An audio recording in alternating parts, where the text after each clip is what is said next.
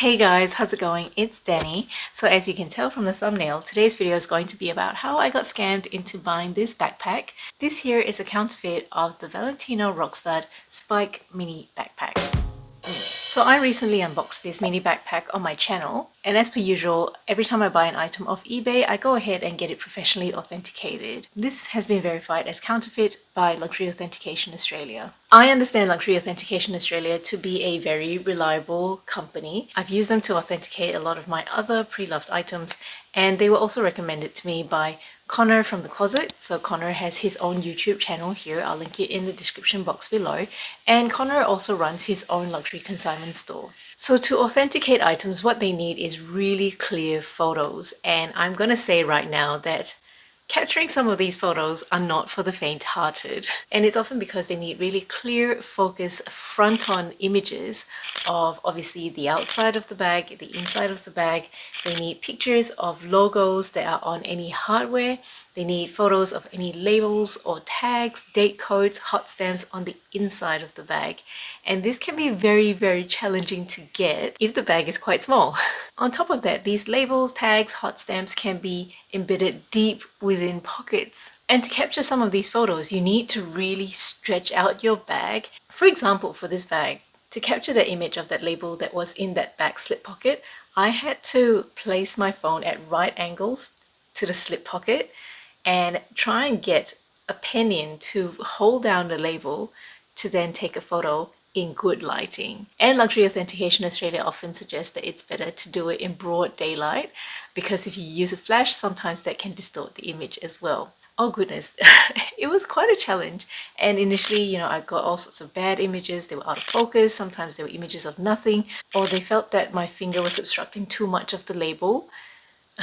With a lot of the labels, they also need to see the entire label without the edges cut off. I think what they do is they count the number of stitches that go across. And sometimes when the focusing distance is so short, the lens on the camera is just not wonderful enough to focus, even sometimes on the macro settings. For this bag, there was a lot of toing and froing. I sent them photos, they gave me more tips on how to take better photos, and I think over multiple attempts, I think I would have taken like 200 photos or something like that over 500 days. I finally got the images that they needed. And usually with Luxury Authentication Australia, they do have an approximate 24-hour turnaround time to get back to you with messages or to actually give you a result with the authentication. I noticed that they were taking a while to get back to me, so after about 2.5 days, I reached out to them again and said, "Is everything okay?" And then a few hours after that, the result came back as counterfeit.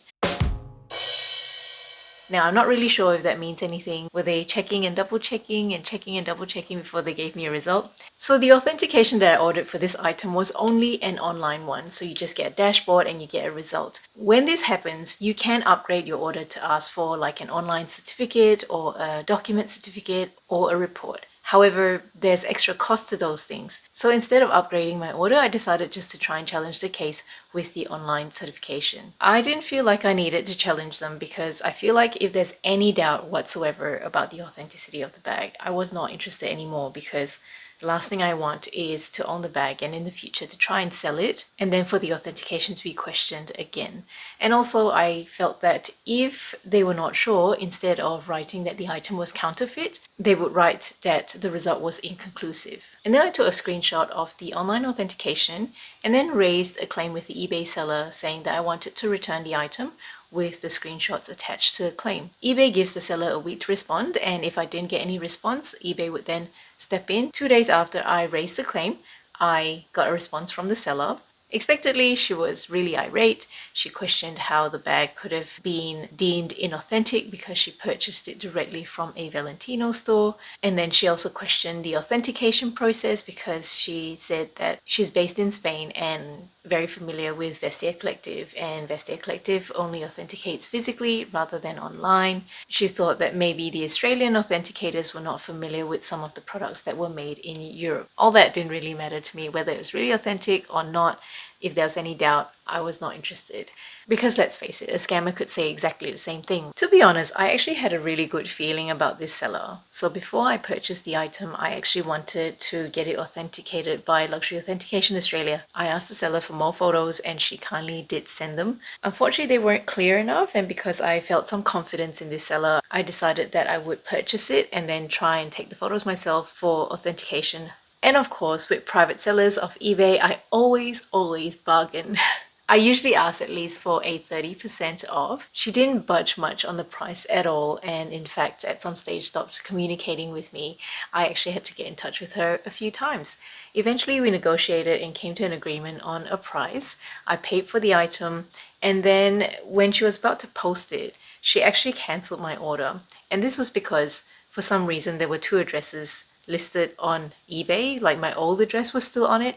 So after she canceled my order, I actually got in touch with her again saying like, hey, why did you cancel my order? I still really want the bag. And then we fixed everything. I paid for it and she sent it. She gave me a tracking number. It was expected that it was going to take a long time to come because it was coming from Spain and also over the holiday period. And while it was in transit, she was checking in on me saying like, I'm really sorry that this is taking so long. And finally, when the item got delivered, she actually checked in on me again to say, is it okay? I said, look, the bag is beautiful, but I'm just getting it authenticated right now. So she seems like a really good seller until I told her her bag was fake. At the same time, I realized that authenticators are also human beings and we can also make mistakes, right? And people who make the bags are also human beings. And there's also nuances in designs. But leave me a comment below. Have you ever purchased an item that was authentic and somehow later deemed inauthentic? Because there is a story that I've actually heard. So someone had purchased a bag from a luxury store. Later, her bag was deemed inauthentic by the brand itself. And this consumer was really surprised, going like, I purchased it from your store. How can it be fake? Did you sell me a fake bag? And after some investigation, it turned out that her bag was fake and the SA had packed up a fake bag and sold it to her and kept the real one. Obviously, I don't know if the story is really true, but I did feedback to the seller that I was really disappointed to discover that this bag was inauthentic. I actually had already ordered a bag insert for it. I was really tempted to use the bag before the insert arrived, but I am really glad that I didn't. Anyway, I can't return the insert. So I thought I would do this video as a last hurrah because I actually do really think this bag is very beautiful, and I wished so much that she was authentic. As I said in my unboxing video, she is the perfect combination of my Palm Springs Mini and my Valentino Rockstud Spike bucket bag. But I guess it's just not meant to be. Hey, look, I know you're really disappointed about this bag, but there are some cons, right? I guess first thing you noticed was that it doesn't balance itself very well. It tips forward, and also the spikes are a little bit spiky. And if we were to use it with our daughter, it might actually scratch her or even scratch ourselves. And I don't know if you've noticed, there is a slight pungent smell. Yeah. And on the bright side, you've had the shopping experience. You know, you've had the excitement of the hunt, the bargaining, the buying it, the anticipation, the unboxing, and the video of it, right? True.